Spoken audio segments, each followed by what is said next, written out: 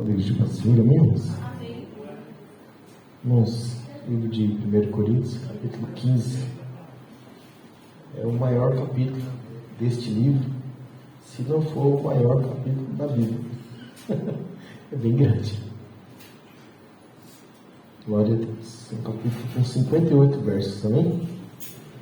Nós vamos ler apenas o primeiro e o segundo versículo e depois vamos seguindo conforme a gente for lendo, amém? Glória a Deus. 1 Coríntios, capítulo 15. Eu vou ler o primeiro, os irmãos ler o segundo, nós vamos orar, amém? Depois vamos dar continuidade na mesma leitura. Glória a Deus. Diz assim: também vos notifico, irmãos, o evangelho que já vos tenho anunciado, o qual também recebestes e no qual também permaneceis.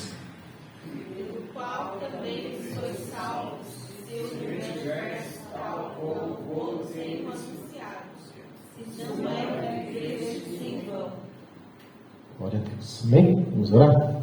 Senhor Deus, Pai, em nome de Jesus, mais uma vez colocamos na Tua presença, queremos te agradecer pela oportunidade, Pai, que o Senhor tem nos dado de estar na Tua casa, Pai, de mais uma vez poder louvar o Teu nome, ouvir a Tua palavra. Muito obrigado, Pai, por tudo. Pedimos a Ti, ó Pai, que o Senhor venha falar conosco, que o Senhor venha, Pai, derramar sobre nós a alegria do Teu Espírito Santo e nos fazer, ó Pai, entender a Tua palavra, ó Pai, aquilo, ó Pai, que não compreendemos, ó Pai, que o Senhor venha nos ensinar para a glória e honra do Teu nome santo. Nós te pedimos e te agradecemos em nome de Jesus. Amém? Glória a Deus.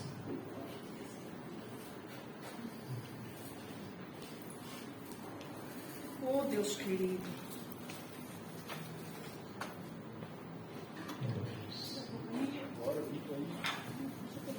Glória a Deus. Bom, irmãos, estamos chegando no final praticamente do livro. E nesse capítulo aqui, Paulo vai trazer um pouco daquilo que nós vimos no livro que nós estudamos antes do livro de Coríntios, que foi o livro de 1 e 2 Tessalonicenses. Aqui Paulo vai falar também desse assunto sobre a ressurreição de Cristo e a necessidade de crer na forma ou crer na maneira como Jesus ele salvou, a maneira como ele fez o ato da salvação. Paulo vai trazer aqui um ensinamento para reforçar para os irmãos de Corinto que se não crerem na maneira como Jesus salvou, eles não poderão ser salvos.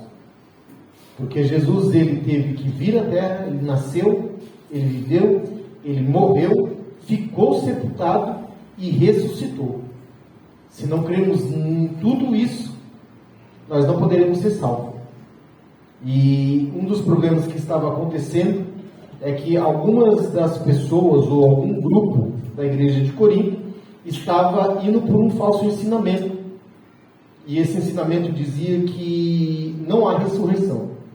E Paulo vai dizer, se não há ressurreição, então tudo que nós estamos fazendo é em vão. Então ele pega um capítulo de 58.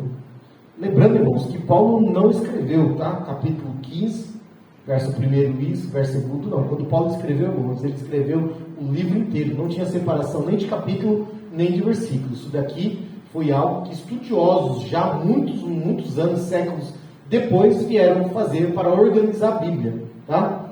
Então Paulo simplesmente escreveu tudo o que ele queria dizer, do começo ao fim. Eu imagino como que tinha uma cabeça boa para organizar os assuntos separadamente, sem separar por capítulos, não é mesmo? E quando chegou aqui no verso 15, capítulo 15, ele vai dizer, também vos notifico, irmãos, o evangelho que já vos tenho anunciado, o qual também recebestes e no qual também permaneceis. Verso 2, pelo qual também sois salvos, e foi salvo se o retiverdes, tal como vô-lo tenho anunciado, se não é que cresces em vão. Ou seja, se Paulo anunciou o evangelho para eles, eles creram, então se eles creram, estão salvos. Mas se não estão crendo de acordo com receberam o evangelho, então estão correndo o risco de ter crido em vão, ou ter vivido uma vida acreditando e muitas das vezes lutando por uma salvação em vão. Porque ou você crê em Jesus e é salvo, ou você não crê e não é salvo. Está entendendo? Então ele já diz aqui no primeiro versículo que ele notifica, no caso ele quer vos fazer lembrar do evangelho que eu vos dei, vos ensinei. E no verso 2 ele vai dizer já isso aqui, pelo qual também vos sois salvos. Por qual evangelho eles são salvos, irmãos? Pelo evangelho de Cristo pregado por quem? Por Paulo. Aí Paulo vai dizer nesses mesmos versículos que se o retiver, o que é reter, irmãos? Segurar, guardar. Se eu chego para você e falo assim, olha, segura isso daqui, a sua vida depende disso. Você tem que segurar aquilo e guardar aquilo com muita atenção. Porque se a sua vida depende disso, perdendo isso, você também perde a sua vida. Então Paulo disse, o evangelho que eu preguei para vocês, é ele que salvou vocês. Então, se vocês não estão retendo esse evangelho, pode correr o risco. É isso que ele quer dizer aqui. Se o retiverdes, tal como vou tenho anunciado, se vocês segurarem na sua mente, no seu coração esse evangelho, como receberam. E aí ele vai dizer, se não é que crestes em vão, ou seja, vocês crerem em algo que não pode salvar. Aleluia, Deus. Porque se vocês não crerem no evangelho como eu preguei, Paulo está dizendo, este evangelho que vocês estão acreditando, que não é o que eu preguei, mas vocês misturaram ele com alguma coisa, ele já não tem valor, ele não salva. Versículo 3 diz assim, porque primeiramente vos entreguei o que também recebi, que Cristo morreu por nossos pecados segundo as Escrituras. Paulo está dizendo que, irmãos, aquilo que ele ensina no livro daqui mesmo, no capítulo 11, ensinando a ceia, não estou ensinando nada para vocês da minha cabeça. Eu estou ensinando aquilo que eu recebi. Irmãos, ninguém é dono do evangelho. Você só pode pregar um evangelho que você recebeu. E o evangelho que vale é esse daqui. Aleluia, Deus. Ensinamento da minha cabeça, não tem valor nenhum. Não tem nenhum valor. Paulo fala, eu não estou pregando para vocês, ou eu não levei para vocês o evangelho segundo o que eu entendo que é. Mas segundo eu recebi. Aí ele vai dar o que, irmãos? Testemunho desse evangelho. Você sabe que no próprio Antigo Testamento, a palavra de uma ou duas testemunhas, ela tinha um peso muito forte para tomar uma decisão, por exemplo, de matar alguém por um pecado. Se uma pessoa fosse pega em adultério, e conforme a gente vê na Bíblia, parece que quem mais era perseguido eram as mulheres, né? Mas se fosse pego e duas pessoas desse testemunho, essa mulher ou essa pessoa, ou esse homem também, poderia ser apedrejado pelo pecado que cometeu, estava na lei. E Paulo vai dar aqui testemunho de que e aqui ele vai dizer escrituras, a gente não tem como aqui saber se já estavam escrevendo, né? Porque os teólogos dizem que o primeiro a escrever, a primeira escritura escrita, foi do próprio Paulo, lá pelo ano 50 já depois de Cristo. Então Paulo está dizendo aqui, segundo a escritura, pode-se entender que ele está dizendo, segundo as profecias do próprio Antigo Testamento, que já mostrava Jesus como um cordeiro, que Isaías disse, ele vai entregar a sua vida, ele vai sarar as nossas feridas, pelas suas próprias feridas. Oh, aleluia, Deus. Ele está dizendo, esse evangelho que eu recebi, eu vos entreguei, não é um evangelho meu, da minha cabeça. E aí ele vai dar testemunho das provas de que Jesus ele morreu e de que ele ressuscitou. Ele não ressuscitou escondido, ele não ressuscitou e ficou vagando pelos cantos para ninguém ver ele escondido, não. Ele vai falar, testemunhas viram Jesus, estiveram com ele. Então nós estamos lendo aqui, irmãos, que tudo isso que eu estou falando está escrito, amém? Eu quero que os irmãos vejam na palavra. Verso 4 diz, e que foi sepultado e que ressuscitou ao terceiro dia, segundo as Escrituras. Versículo 5. E que foi visto por Cefas, que é Pedro, e depois pelos 12. Depois foi visto uma vez por mais de 500 irmãos. E ele vai dizer, dos quais vive ainda a maior parte, mas alguns já dormem no Senhor. Ou seja, se vocês não estão acreditando no que eu estou falando, vai lá perguntar para os irmãos. Porque o Paulo não estava entre os 500. Mas ele está dando testemunho daquilo que é testemunho. Se alguém chegar aqui, uma pessoa só e dizer, rapaz, eu vi um negócio ali, você não é obrigado a acreditar nele. Mas se chegar 2, 3, que às vezes nem parente é, chegou depois e falando a mesma coisa que você falou, opa, tem verdade nesse negócio. Quando a gente vai num tribunal, uma testemunha só não vale, sabia? Tem que ter mais testemunha. Para quê? Para que o juiz venha acreditar que aquilo ali realmente pode ter uma verdade. Então Paulo está dizendo 500 pessoas, 500 irmãos, e dos quais alguns já dormem, né? Versículo 7. Depois foi visto por Tiago, depois por todos os apóstolos, e por derradeiro de todos, me apareceu também a mim, como um abortivo. E agora ele vai dizer da experiência que ele teve com Cristo. Aleluia. Porque ele não era apóstolo escolhido por Jesus, como foi os 12, como foi Tiago, como foi Pedro, como foi André, como foi todos os outros. Ele foi escolhido depois, e ele na verdade era um perseguidor. E ele vai dizer, depois ele apareceu a mim, como um abortivo. Por que ele vai falar abortivo? Porque ele diz aqui no versículo 9, porque eu sou o menor dos apóstolos, que não sou digno de ser chamado apóstolo, pois que persegui a igreja de Deus. A gente sabe que Jesus encontrou com Paulo e estava indo. Ele já tinha participado, não ele diretamente, a Bíblia não mostra ele apedrejando o Estevão, mas a Bíblia mostra ele estando ali do lado, apoiando e segurando a roupa daqueles que estavam apedrejando. E depois vai dizer que ele mesmo pegava cartas com autorização, como se fosse... quando alguém vai prender alguém, quando a polícia vai prender alguém, ele não pode entrar na casa de ninguém e prender se ele não tiver do juiz um mandato. Paulo pegava mandato ali, e ele com aquele mandato ele entrava na casa de qualquer crente, prendia e talvez até matava. Então ele disse aqui que depois de tudo isso, Jesus apareceu para ele. E ele vai dizer, não sou digno, porque ele reconhece que ele não era merecedor de ter a honra de ser chamado de apóstolo. Porém, é aí onde entra a graça, irmãos. E Paulo, a pessoa que entende a graça de Jesus, ele pode servir a Deus tranquilo. Embora muitos vão dizer que aquele espinho na carne de Paulo era as suas memórias, daquilo que ele fez, das perseguições. Alguns vão dizer que não, que o espinho era os judeus que perseguiam ele. E tem algumas. Mas uma das coisas que os teólogos dizem, que esse espinho na carne, que Paulo pedia para Deus tirar dele, era uma provável memória, que não deixava ele em paz. Lembrando daquilo que ele fez.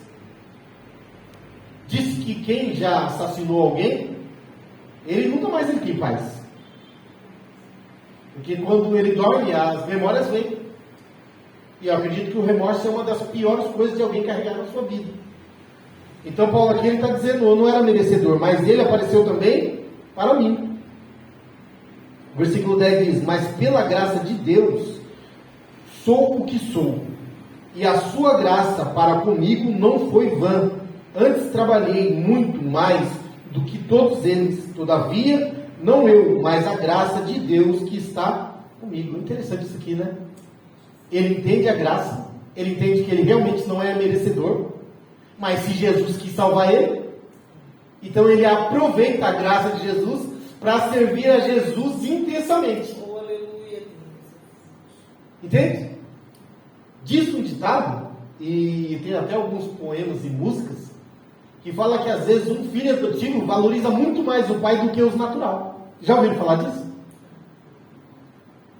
Porque ele entende que recebeu uma oportunidade de ser participante de uma família que jamais ele iria ser. Verdade, Deus. Então a gratidão por isso faz com que ele honre esse pai mais do que os outros que são natural. E é como se Paulo fosse um filho adotivo, e por entender a graça que ele recebeu sem merecer, então ele se esforça para agradar esse pai mais do que os outros. Não está dizendo ele aqui que ele é melhor. E ele dizia, até isso que eu faço é pela graça. Glória a Deus. Está entendendo? Então ele tem uma convicção e uma consciência, irmãos, de quem ele é. Tanto é que ele diz no versículo 9, ele diz assim, porque eu sou, no versículo 10 ele diz assim, mas pela graça de Deus sou o que sou. É isso que eu sou. Não esperem nem mais, nem menos. Eu não posso apagar o meu passado. Se alguém jogar na minha cara, eu não posso dizer que não foi. Foi. Não tem como esconder aquilo que aconteceu, na verdade. Ele diz, eu sou o que sou, mas eu entendo a graça. Eu entendo que fui salvo pela graça e por isso eu sirvo a Jesus o melhor que eu posso. Né? O verso 11 diz assim, então, ou seja eu, ou seja eles, assim pregamos e assim haveis crido. E aí aqui ele não se coloca nem melhor nem pior do que ninguém. Não importa se eu ou se os outros apóstolos que foram chamados por Jesus, não importa quem pregue, foi por essa pregação que vocês creram e têm crido. Irmão, não importa, tem gente que às vezes supervaloriza um homem de Deus, glória a Deus pela vida dele. Mas às vezes alguém que não sabe nem falar, vai ser ele que Deus vai usar para ir lá e tirar alguém da sarjeta. Aleluia. Porque nem a palavra dele e nem a do outro é o que vale, mas é a palavra de Deus que saiu da boca dele. Então Paulo diz, não importa se eu ou se os outros apóstolos. Então, ou seja eu, ou seja eles, assim pregamos e assim haveis crido. Verso 12, ora, se se prega que Cristo ressuscitou dos mortos, como dizem alguns dentre vós, que não há ressurreição dos mortos? Aqui é um perigo, irmãos. Você sabe para mim? Obrigado.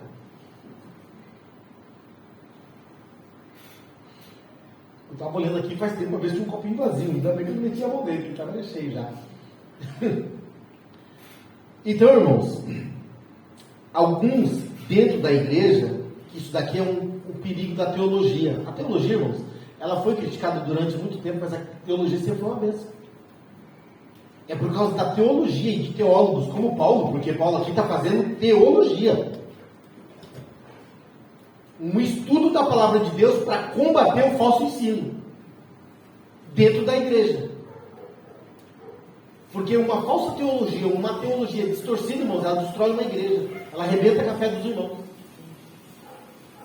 E aí Paulo está dizendo aqui, como que pode então? Ora, se se prega que Cristo ressuscitou dos mortos, como dizem alguns dentre vós que não há ressurreição dos mortos? Se Jesus ressuscitou dos mortos, a prova que existe ressurreição é que ele ressuscitou. E a ressurreição dele é que nos garante que nós vamos ser também ressuscitados. Então como é que pode então vocês crerem em Jesus e dizer que não existe? Essa vai ser a tese dele. Olha o verso 14. E se Cristo não ressuscitou, logo é vã a nossa pregação e também é vã a vossa fé. Vocês estão acreditando em nada. Porque se você, para ser salvo, depende da ressurreição de Cristo, e você diz que não pode ter ressurreição ou não existe, que bagunça é essa na sua fé? Dá para entender? É que hoje é fácil para nós, não tem dificuldade. Alguém chega e fala, não existe ressurreição. Rapaz, eu não vou nem discutir, não sei nem de onde você aprendeu isso. Eu sei o seguinte, eu cresci sabendo que existia ressurreição. Pode falar 1000 vezes no meu ouvido, não existe, eu acredito que existe pouco. Mas naquele tempo, irmãos, o cristianismo era uma coisa nova. Está entendendo? E as pessoas que estavam crendo em Jesus, essa igreja que era uma igreja grega, eles vinham lá das suas culturas gregas, que não acreditavam nessas coisas. Então eles misturavam uma religião com a outra. E dava esse nó na cabeça de todo mundo. Então Paulo vai dizer aqui, se vocês não crêem nessa pregação como nós pregamos, se então não existe a ressurreição, a vossa fé é vã, ela não tem valor nenhum. É por isso que ele disse no começo, no primeiro versículo, retenha, segura, firme o evangelho que eu vos preguei. Quando entra, irmãos, na cabeça de alguém que não tem certeza e não reteu o evangelho, ainda hoje isso acontece, e que deixa entrar outros ensinos, irmãos, acaba e a pessoa se afasta e não sabe mais quem é. E eu me lembro, e ela, tenho certeza, não vai se importar de eu falar, quando a Ellen chegou para mim falando que ia ler um livro. Ela era curiosa, lembra disso? E ela chegou para mim falando assim, vou ler um livro da hora, eu ganhei um livro. Ela falou, ganhei um livro, eu cocei a cabeça e falei, ah, Jesus. Mas com muita calma, eu falei, que livro é esse? É um livro dos mormons. Esses dias eu falei aqui que eu fui caminhar e tentar correr ali no parque de Barueri. Nós ficamos lá cerca de 1 hora e pouco mais, né? Tinha 2, eles só andam em 2. Um sentado de um lado, outro sentado de outro, e uma moça no banco, no meio. E do tempo que eu cheguei, eles já estavam lá, e eu fui embora, eles ficaram lá, ó. Aqui, ó. Às vezes o que nós devemos fazer, não fazemos, mas eles fazem. E quando a Ellen falou, eu falei, Ellen, não lê esse livro, filho.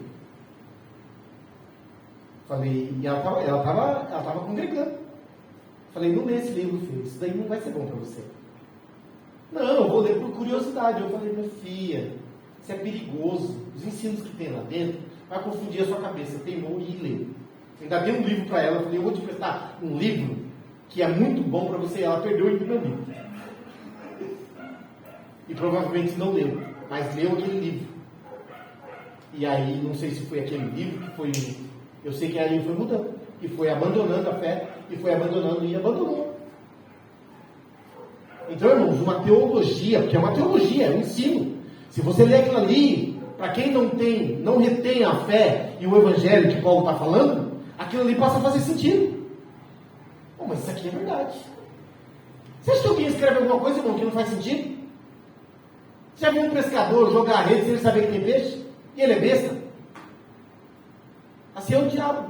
Então Paulo está dizendo aqui, vocês estão acreditando numa coisa perigosa, colocando a fé de vocês em perigo e tendo o risco de perder a salvação. Verso 14? 15? É o 15, né? E diz assim, e assim somos também considerados como falsas testemunhas de Deus, pois testificamos de Deus que ressuscitou a Cristo, ao qual, porém, não ressuscitou. Se, na verdade, os mortos não ressuscitam. Olha só o que ele está falando, irmãos. Então nós estamos tudo confusos. Nós estamos fazendo uma coisa de doido. Nós somos falsa testemunha. Porque nós estamos pregando que Jesus ressuscitou, que Deus, seu Pai, Pai de Jesus, ressuscitou Jesus dos mortos. Nós pregamos isso. É a nossa testemunha. O que Jesus disse para os apóstolos e aqueles que estavam ali? Vocês serão as minhas testemunhas. Testemunha do quê? De que eu morri e que ressuscitei. E que prometi que vou voltar.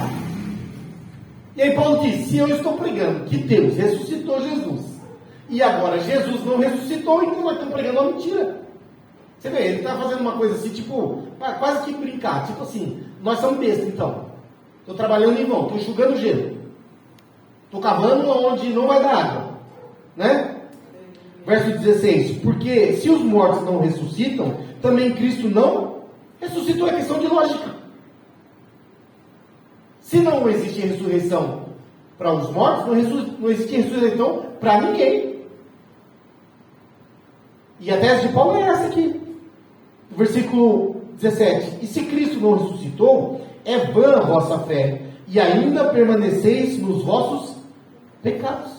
Se ele não ressuscitou, vocês não foram perdoados. Porque só pode ser perdoado através da fé em Cristo Jesus, que ressuscitou. Se ele não ressuscitou, ele também não tinha como vencer o pecado. E ele vai explicar lá no final, irmão, não vai dar tempo hoje. Eu creio que não, é 58 versículo. Ele vai explicar lá no final, irmão, sobre o aguilhão da morte, que é o poder do pecado. Se Cristo não ressuscitou, significa que o aguilhão da morte picou ele também. Então ele se tornou como um de nós. Se ele é um de nós, como ele pode nos salvar? Verso 18. E também os que dormiram em Cristo estão perdidos. Olha só, irmãos. Se não há ressurreição, os que já morreram estão perdidos. Lembra do livro de Estação Francês, que a gente estudou? Qual era a angústia que eles estavam passando? O que vai acontecer com os que morreram esperando Jesus? Paulo diz, rapaz, fique em paz. Os que morreram, quando soar a trombeta, eles vão ressuscitar. e vão se encontrar com Jesus primeiro que nós, e nós depois seremos transformados. E ele está tendo que dar essa mesma explicação para essa igreja aqui. Então, no verso 19, ele diz: se esperamos em Cristo só nessa vida, somos os mais miseráveis de todos os homens. Se só vai ser salvo aquele que está vivo enquanto Jesus voltar, vamos para casa, irmão, pelo amor de Deus, eu vou fazer outra coisa. Ué, por que quem garante que eu vou estar vivo amanhã?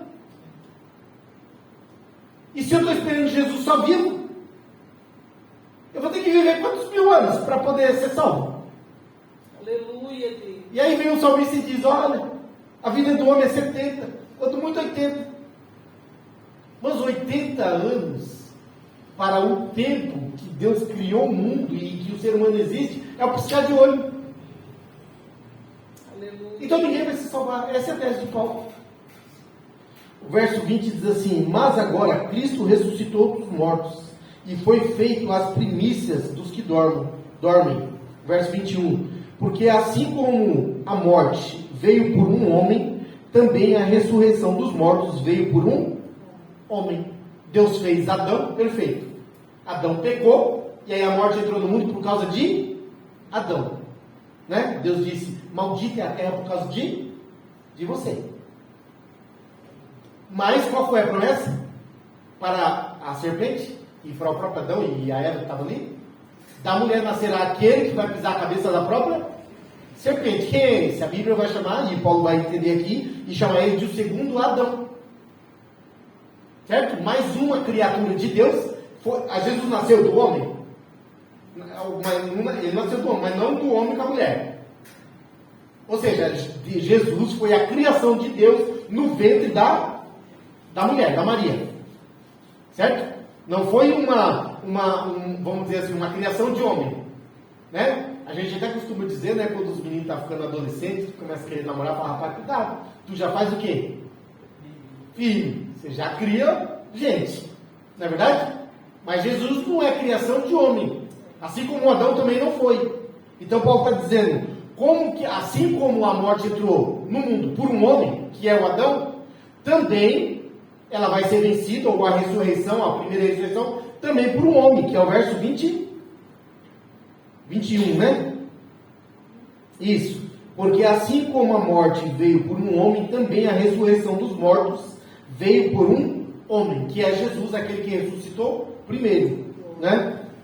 Só para os irmãos aqui, né, de repente alguém pode ler depois e falar: Jesus não foi o primeiro que ressuscitou, não, viu? Né?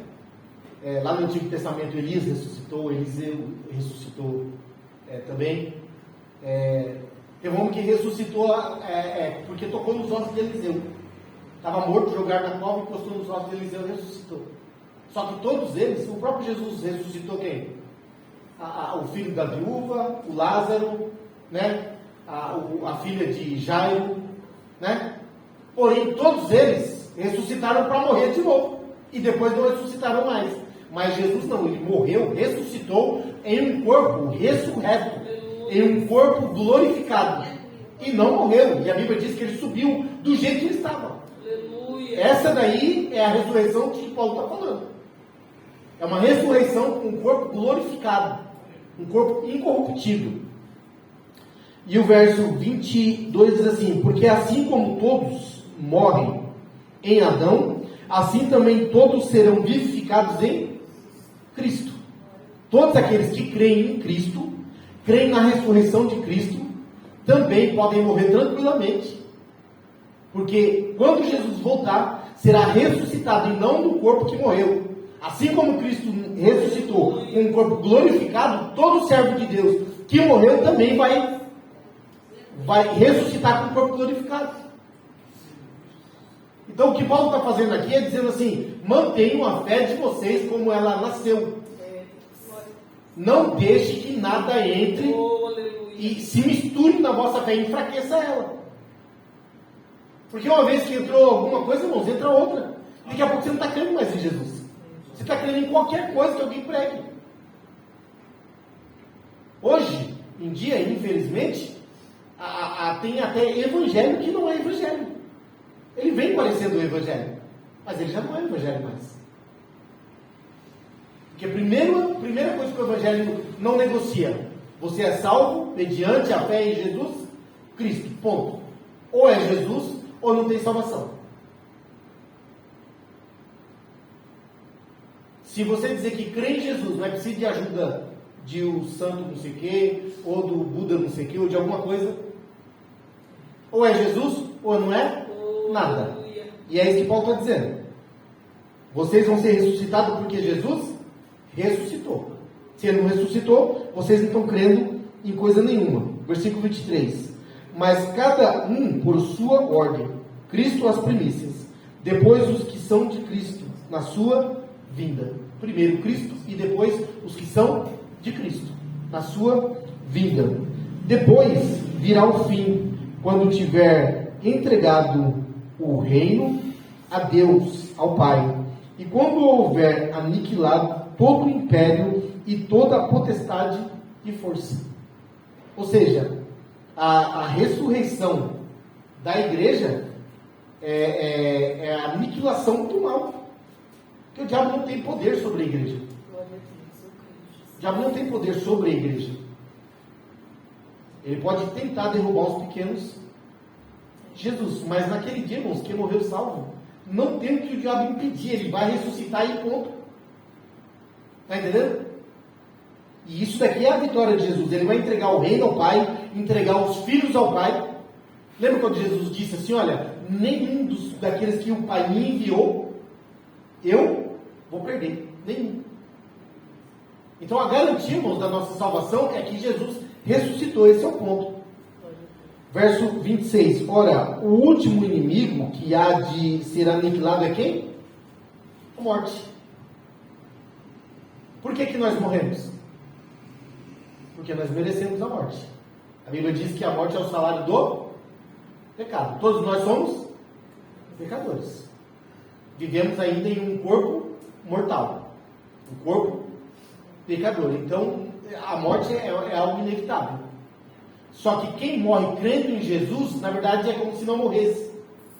Ele dorme. Por isso que a Bíblia chama de os que dormem. Está entendendo? Porque ele descansa em paz, sabendo que está aguardando o dia em que Jesus vai chamá-lo de novo. Então a morte ela vai ser aniquilada, porque a morte não tem poder sobre um corpo corruptível.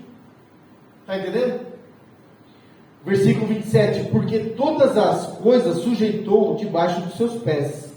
Mas quando diz que todas as coisas lhe estão sujeitas, claro, estão sujeitas, vírgula, claro está que se excetua aquele que sujeitou a todas as coisas. Verso 28. E quando todas as coisas lhe estiverem sujeitas, então também o mesmo Filho se sujeitará àquele que todas as coisas lhe sujeitou, para que Deus seja tudo em todos. É um trabalho de Jesus.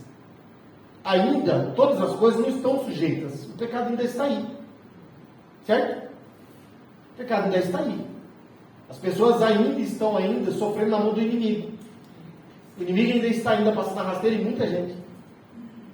E a luta dele, hoje, principalmente, é através da ideologia.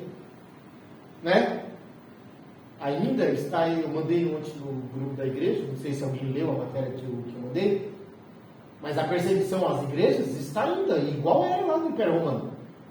Os crentes estão sendo presos, mas a maneira mais eficaz que o diabo tem de paralisar os crentes, é através da ideologia, entrando na cabeça, através desse tipo de pensamento. Não, Jesus não ressuscitou. Não, Jesus era Deus, mas era tipo um semideus. Sabe? Não, Jesus na verdade não era de carne. Irmãos, olha o tipo de ensinamento que tinha na época de Paulo. Ele era tipo um holograma. Esse tipo de ensinamento, fazendo com que as pessoas venham se desviar da verdade e assim perder a sua salvação. Então, chegará um dia em que Jesus não só vai sujeitar a tudo, mas ele mesmo vai se sujeitar a Deus e vai entregar o reino na mão do Pai. E aí Deus será tudo em todos, ou seja, uma obra completa. Certo? Porque o mundo ainda jaz no maligno. Versículo 29. De outra maneira, que farão os que se batizam pelos mortos? Se absolutamente os mortos não ressuscitam? Porque se batizam eles, então, pelos mortos? Isso aqui era alguma coisa muito estranha que tinha lá. Porque se os mortos não ressuscitam, eles estavam fazendo algo muito estranho aqui. Né? A gente sabe que na época de Paulo não existia. Existe hoje e existe desde a Idade Média. A Igreja Católica, ela ensina, né, a irmã Evani, que veio do catolicismo, eu acho que ela sabe disso, que existe o purgatório, onde as pessoas vão lá para purgar o pecado e depois elas vão ser salvas. E as pessoas que estão vivas ficam lutando por essas pessoas lá. Inclusive, uma das coisas que foi assim um estupim para Martinho Lutero se separar da Igreja Católica foi a questão das indulgências. Que lá na Alemanha estava se cobrando indulgência e as pessoas pagavam para tirar o ente querido do purgatório, como se eu pudesse interferir na vida de alguém que já morreu. Paulo está dizendo, se vocês estão intercedendo ou fazendo coisa pelos que já morreram, que sentido faz isso se eles não ressuscitam? Você entende a confusão na mente? Mas não tem problema, irmãos. Com o diabo isso está tudo certo. Porque é confundir para conquistar. Essa é uma técnica muito antiga. Aleluia. Certo? É uma técnica muito antiga. Confunde e depois conquista. Né? Tem a técnica também de dividir para conquistar. E o diabo faz isso. Muitas das vezes ele faz isso dentro da igreja, ele faz isso dentro de uma família, ele faz isso em um grupo de pessoas, coloca umas contra as outras, dividindo, ninguém vai vencer. O próprio Jesus falou quando foi acusado de ser, de expulsar os demônios, por causa que ele era usado, ou ele era o líder lá dos demônios. Ele falou, se o diabo expulsa demônio, então ele está dividido. Se ele está dividido, não vence. Paulo está dizendo isso aqui. Vocês estão todos confusos. Aleluia, Deus. Vocês dizem que não existe uma coisa, luta por ela? Como é que você pode lutar por algo que você não acredita? Mas desde que o diabo alcance, irmãos, essa confusão na mente do crente, para ele está tudo certo. Você pode acreditar em qualquer coisa. Aleluia. Você pode até acreditar em Jesus, sabia disso? O diabo não está preocupado se você acredita em Jesus. Mas se ele conseguir fazer você acreditar em outras coisas também, está tudo certo. Não é verdade? Porque você vai tomar um suco lá, irmãos, essa água aqui. Aí, de repente, usou um bicho aqui, alguma coisa. Não sei se caiu dentro, bateu, mas saiu. E voou. Você toma?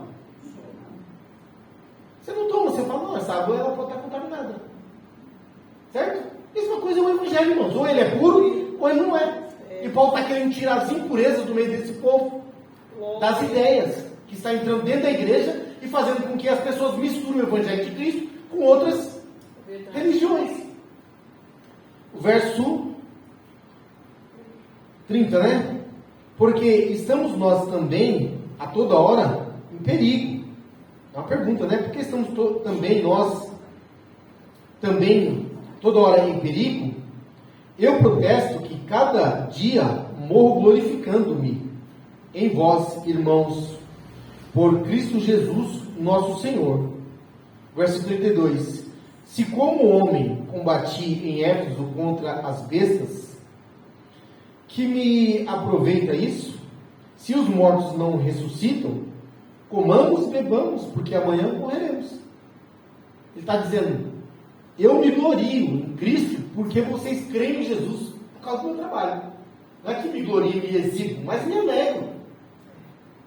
E ele está falando aqui que em Éfeso realmente Paulo quase foi preso, podia ter sido morto lá. Combatendo as feras, eles chamam de feras, porque eram os fazedores de deuses para vender, que montaram um colunho lá para matar Paulo, porque Paulo estava dando prejuízo. Paulo ficou em Éfeso 3 anos. As pessoas pararam de comprar, começaram a crer no Evangelho, pararam de comprar as imagens de escultura e rasgavam os livros de bruxaria e queimavam na praça. O povo falou assim, rapaz, esse camarada está dando prejuízo para nós, porque a gente vive de vender o quê?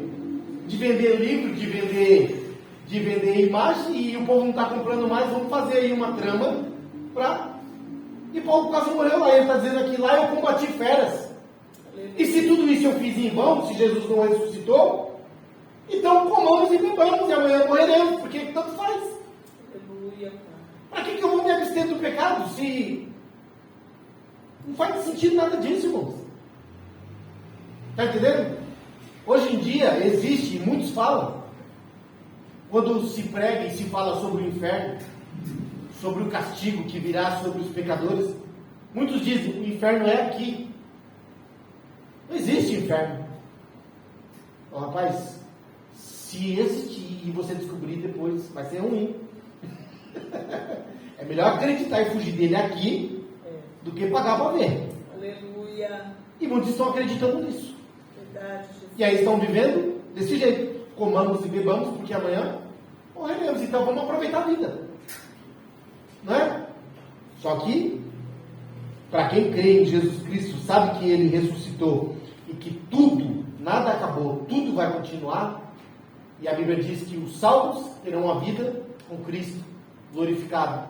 E os perdidos, uma vida de sofrimento. É o que a Bíblia diz. Né? Versículo 33. Não vos enganeis, as más conversações corrompem o bom costume. Olha isso aqui, irmãos. Se você vai dar ouvido para o cidadão que diz que não ouve e que não há inferno, muito conversando com ele, uma hora você vai ser convencido com ele que não existe, vai perder o temor de Deus, vai entrar em pecado, vai abandonar Jesus, e depois você vai ser perdido por culpa sua mesmo. Então Paulo está dizendo, cuidado, olha o versículo 30 aí, 33, não vos enganeis, as más conversações, ou talvez as más companhias, certo? Elas corrompem os bons costumes. Vigiai juntamente e não pequeis, porque alguns ainda não têm o conhecimento de Deus. Digo para a vergonha vossa. Ou seja, muito provável ele está dizendo que pessoas que não têm o conhecimento estão divulgando, pregando aquilo que não sabe. É por isso, irmãos, que alguém para pregar na igreja, a igreja tem que estar em comunhão com a igreja, e a gente tem que saber que a pessoa entendeu o evangelho e que ele prega a mesma coisa que a igreja prega.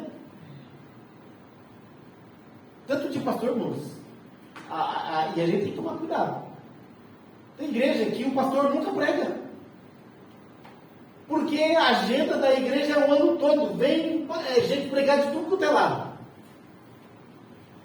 Aí no domingo o pastor não prega, no culto de ensinamento ele não prega, e nunca ele prega. E todo mundo prega na igreja dele. Só que vira uma bagunça. Teve uma situação que aconteceu, e olha que a igreja é um mistério grande. E deu um fuá, porque o camarada foi chamado para pregar e pregou umas coisas lá tão estranhas. E deu um bochicho. E todo mundo comentando, e aquele negócio? E o pastor atrás, dava para ver a angústia dele. Não posso tomar o microfone do cidadão? Tem que deixar ele acabar? Nós precisamos saber, irmãos, a igreja tem que falar uma língua só. Você prega aquilo que você aprende aqui, você prega. Você está aprendendo aonde? Então aqui você não pode pregar. Aleluia. Alguns criticam quando o pastor chama um pregador no gabinete e diz, o que você prega? Alguns dizem, e tem pastor que realmente faz isso, infelizmente, mas muitos pastores fazem isso para saber qual é o evangelho que você prega. No que você acredita? Eu não te conheço. Convidaram aí e falaram que você é um pregador, mas eu nunca tive pregado. Você vai entrar no meio do meu rebanho, meu amigo. Você vai pregar não sei o quê. Depois você vai embora tranquilo, livre, leve e solto. E eu vou ficar aqui com esse baita problemão. Está entendendo? Então, Paulo está dizendo aqui, olha, alguns aí parece que não têm conhecimento. Isso é para vergonha de vocês, né?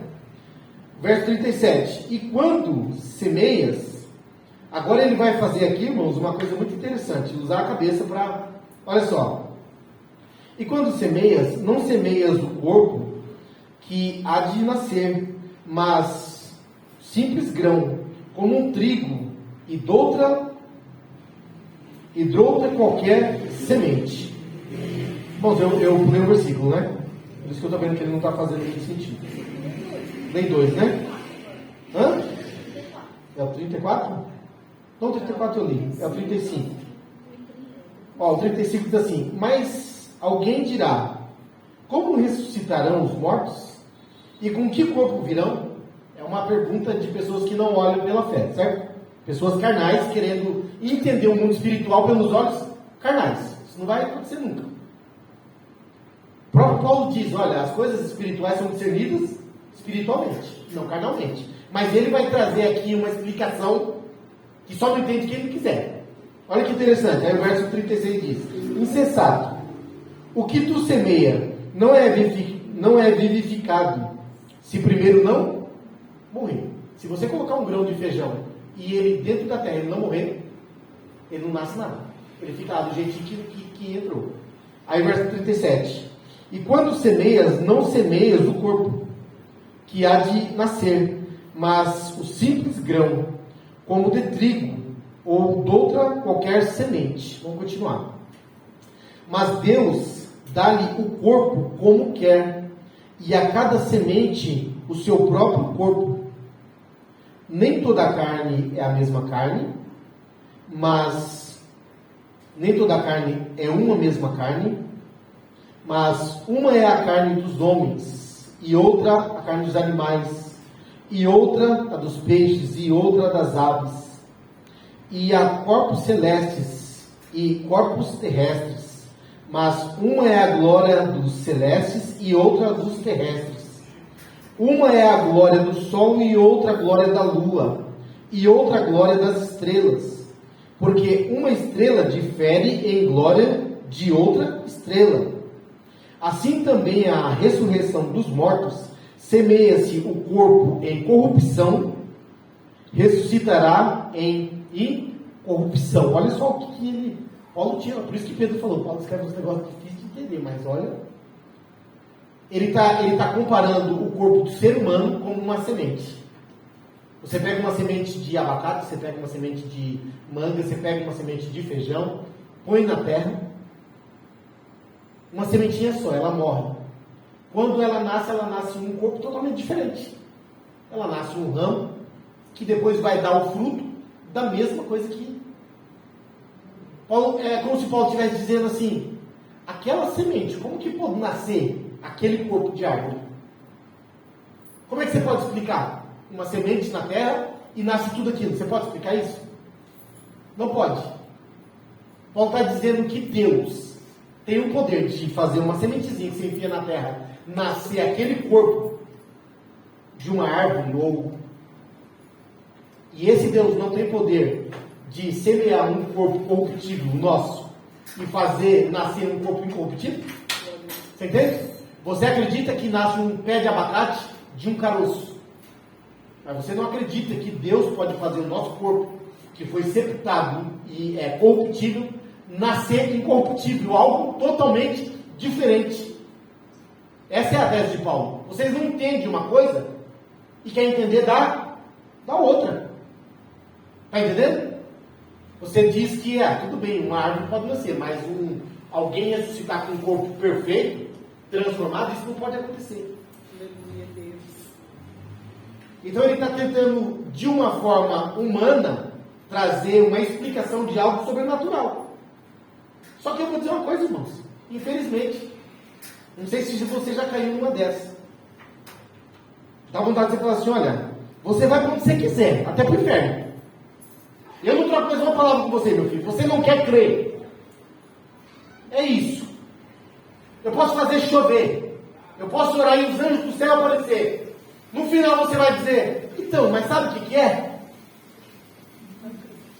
Não é verdade? Então Paulo está colocando isso daqui, irmão. Será que todo mundo creu? Será que todo mundo entendeu? Bendito é o teu nome. Uma vez eu estava conversando com um abençoado, eu amo ele, mas não dá para conversar com ele. Chegou uma hora eu falei, não dá para conversar com você mais.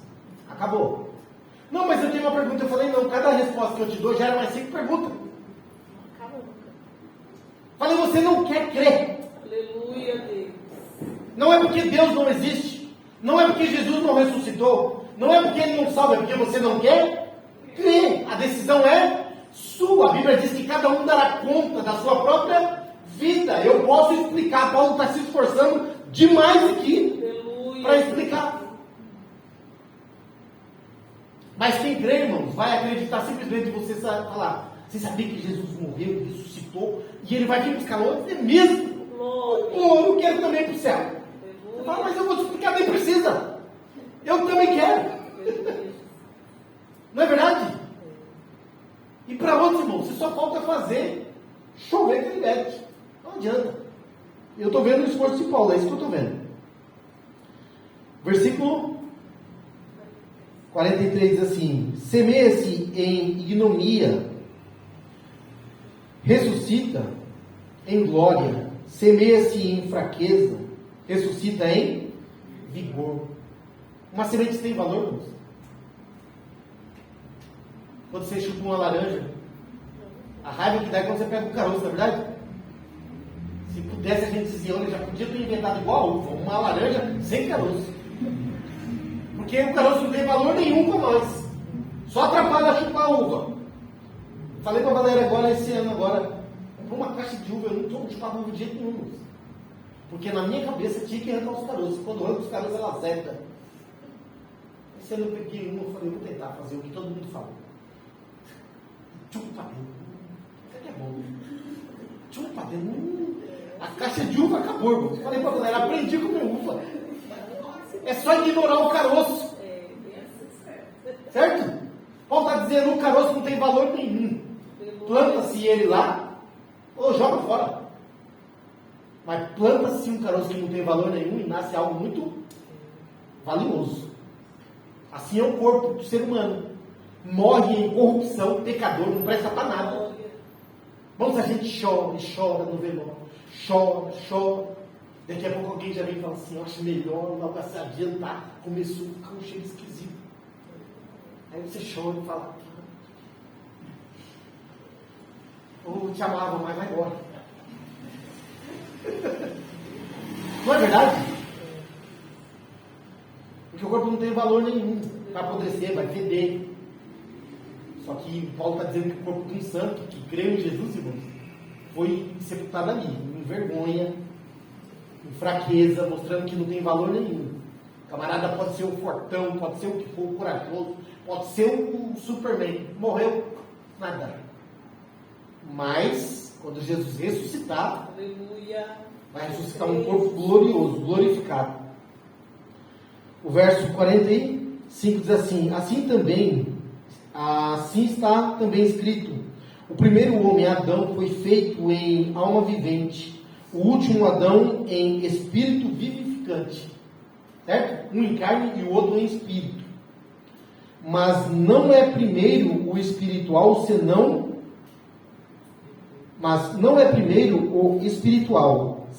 o animal, depois o espiritual. Isso aqui eu vou pegar até na NVT para ver se me ajuda. Eu li certo? Li, né? Natural. Não é primeiro o espiritual, senão o natural, depois o espiritual? Versículo 46, certo? Mas não é primeiro o espiritual, senão o natural. Irmãos, acreditam que na minha Bíblia está animal? Está animal aqui. Confundiu bastante, né? somos animais. Eu creio que, meu Deus, mas podia ter colocado uma tradução melhor, né? Me chamou de besta mesmo. Né? Depois o espiritual. O primeiro homem da terra é terreno. O segundo homem, o Senhor, é do céu. Ele está dizendo, um foi feito na terra e o outro veio do céu. São duas coisas totalmente diferentes, né? Versículo 48 diz assim: qual o terreno, tais são também os terrenos, e qual o celestial, tais também os celestiais. Olha só, irmãos, o que está explicando? Nós somos filhos de Adão, certo? E morremos igual a Adão. Cremos em Jesus, ressuscitaremos igual a Jesus, e teremos o corpo igual dele. Olha só, irmãos, o que Paulo está explicando. Mas ou você crê ou você não crê. Versículo 49. E assim como trouxemos a imagem do terreno, assim traremos também a imagem do celestial.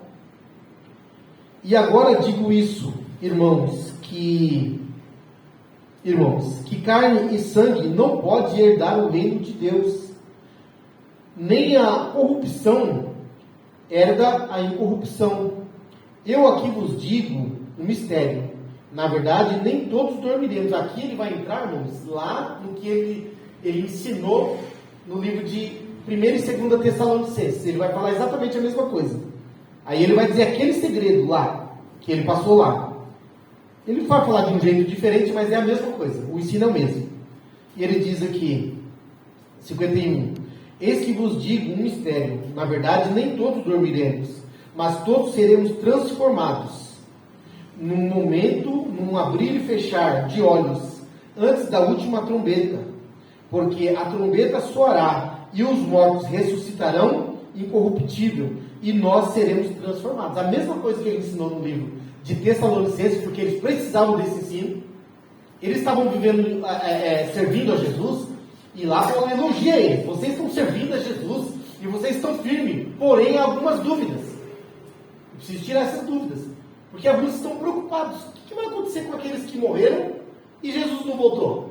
E a mesma coisa que Paulo está dizendo aqui. Lá ele vai dizer assim, olha, aqueles que morreram, quando Jesus tocar a trombeta, que os anjos tocar a trombeta, esses que morreram ressuscitarão primeiro. Aqui ele inverte a ordem. Aqui ele vai dizer primeiro dos que são transformados e falar depois dos mortos, né? Vamos repetir. Verso 20, 51, né? Ó, eis que vos digo um mistério. Na verdade, nem todos dormiremos, mas todos seremos transformados. Transformados, ele está falando de gente viva, certo?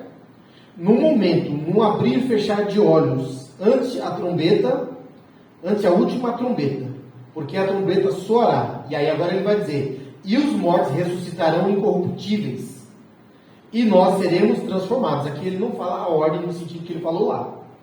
É por isso que a Bíblia tem a chamada hermenêutica, que um livro ajuda a completar aquilo que às vezes o escritor não colocou no outro, né? Aí o verso 53, porque convém que isto que é incorruptível se revista da incorruptibilidade, e que isso que é mortal se revista da imortalidade. Ou seja, no céu não vai entrar corpo pecador. Meu corpo em pecado não vai entrar. É necessário que Deus transforme o corpo do crente para ele poder entrar no céu. Aquele hino que canta, né? No céu não entra pecado, fadiga, tristeza, nem dor. Me diga, irmãos, esse corpo carrega o quê? Pecado, fadiga, tristeza e dor. É a graça de Jesus que nos mantém de pé. Muita dor, né? Às vezes dor no corpo, às vezes dor no coração, às vezes dor de todo quanto é tipo, na alma. Mas no céu não vai entrar esse tipo de sentimento, esse tipo de fraqueza. Se no céu não entra e nós somos salvos e temos que ir para o céu, o que Deus vai fazer conosco? Transformar o nosso corpo. E aqueles que morreram ressuscitarão com um corpo igual àquele dos que estavam vivos, que vão estar vivos. O mesmo corpo, que é o mesmo corpo de Cristo. O verso 54. E quando isso que é incorruptível se revestir de incorruptibilidade, e isso que é mortal se revestir da imortalidade, então cumprir-se-á a palavra que está escrita. Olha aqui, irmãos. Aqui cumpre a palavra, que é a promessa. Tragada foi a morte pela vitória. A morte olhando, irmãos, e não posso fazer nada. Né? Pode fazer nada. E aí vem aqui essa palavra que é tão bonita, né? Onde está, ó morte, o teu aguilhão? Onde está, ó inferno, a tua vitória? Porque a vitória do inferno é levar a criação de Deus para lá.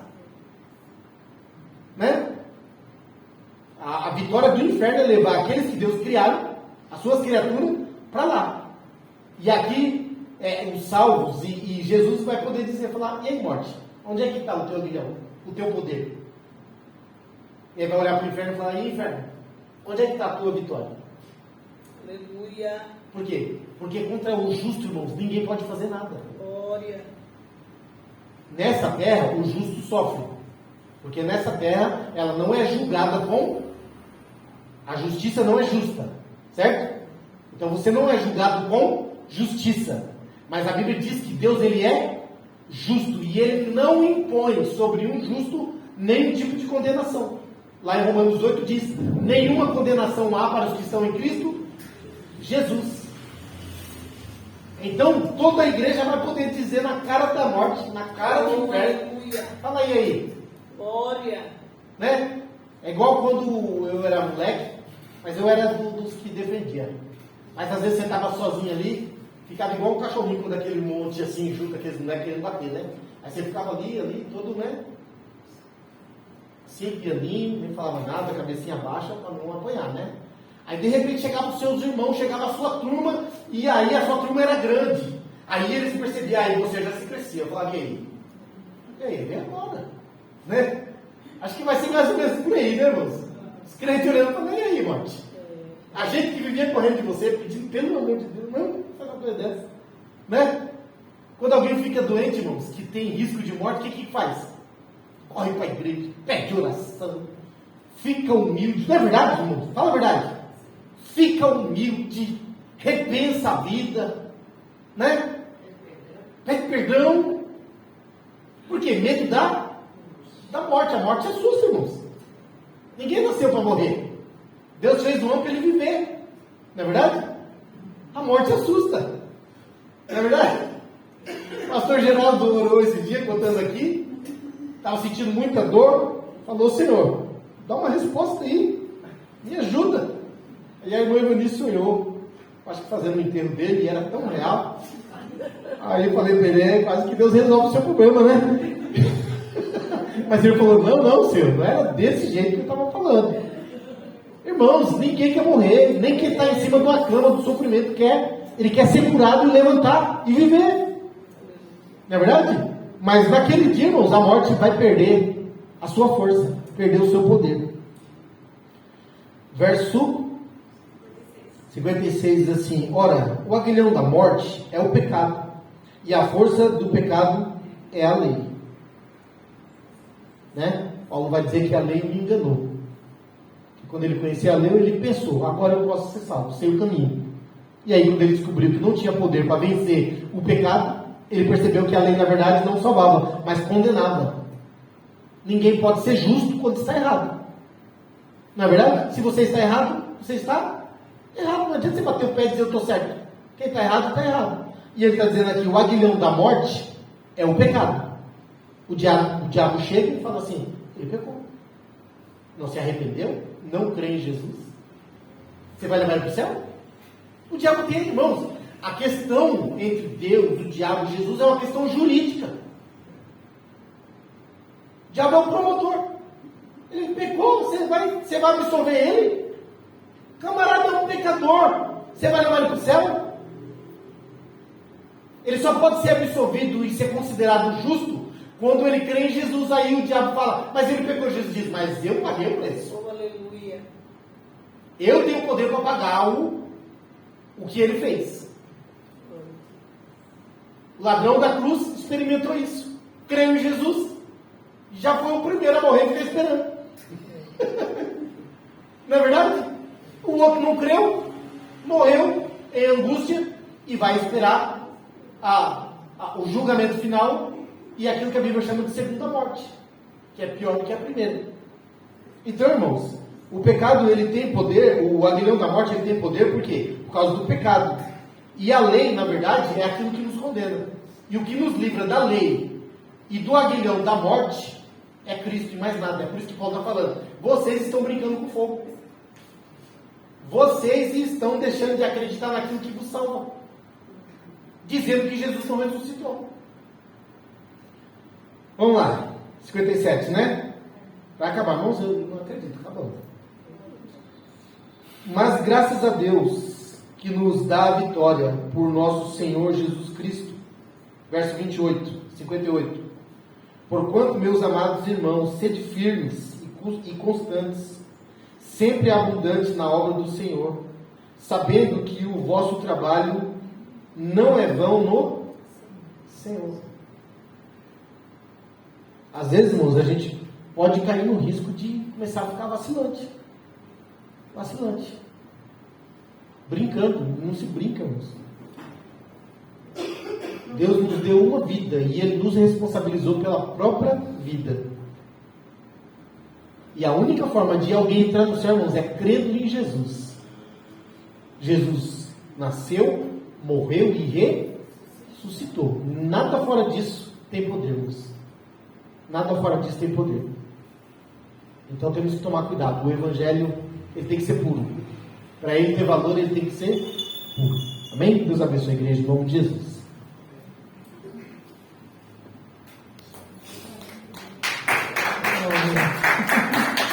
Marcos,